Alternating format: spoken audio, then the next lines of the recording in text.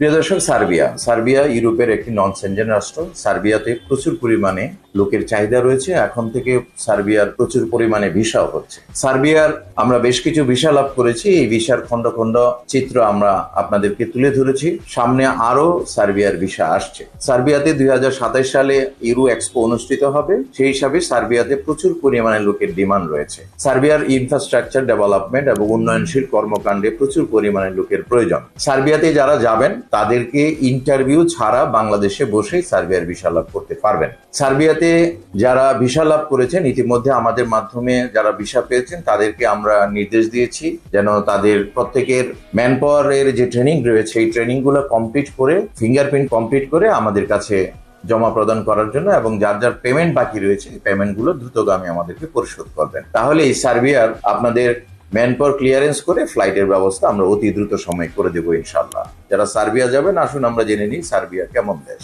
Serbia মধ্য এবং দক্ষিণ পূর্ব ইউরোপের স্থল বেষ্টিত একটি রাষ্ট্র।